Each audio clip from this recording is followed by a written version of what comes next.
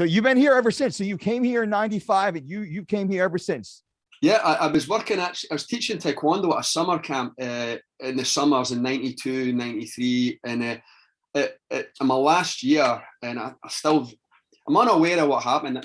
Every time I got a 6-month visa, and when I'd finished college, I said, I'm going to do one more summer job and then I'll get a real job, come back.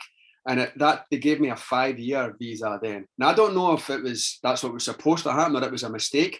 Yeah. But as I was leaving, my dad said to me, he goes, if you get an opportunity over there, like, make sure you take it. And I had no plans of staying, right? But I was allowed to legally. Yeah. And I couldn't go back and look my dad in the eye and say, that there was no opportunities.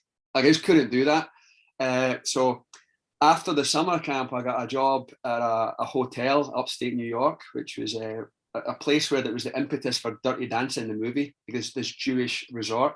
Yeah, oh, my wife will be happy. And I was there, and I was working as a lifeguard and working as a sort of a assistant of moving things around, just making some money at the end of my summer job with no idea what I was going to do. Yep. And the manager pulled me aside and he goes, I've got a pro boxer coming up here and they need a fitness coach. Would you be interested? And it was a guy, Alex Stewart, who in his career fought Holyfield, he fought Tyson. So almost my first job outside of a summer camp in the US was training a heavyweight boxer. Did you have any experience prior to that? Any background prior to that? I had my college degree. I was a competitive martial artist in Taekwondo, and okay. I started realizing, and this was this sounds like I'm the old guy. Back in my day, Taekwondo was a fighting system. Right now, it's very different, right? But it was ITF Taekwondo, which is a little bigger in Europe than it is in the US. But I figured out young that at some level, it's probably you've figured out, everybody knows the techniques. Yeah. The intangibles is your speed and your conditioning and your other than strategy. So I became fascinated with sports science. So that sent me down a path going to college and learning. And I was always worked in gyms as a glorified guy who picks up the weights, right? But from a young age at college, I was doing that. So my first job outside of teaching Taekwondo, I taught like an aerobics class, but then I ended up working with this guy, Alex. And then this is the funny part. I call this the ripple effect, like just little things happen and it has a knock-on effect. We were at a hotel, we're at Foxwoods Casino, and I left the hotel room for his fight, and there was a New York Times that had the front cover about the growth of personal training in New York. So I wrote a letter to the gyms that were featured, and I got offered a job, and I moved to New York and worked at a gym as a personal trainer. So that's incredible. It's very similar.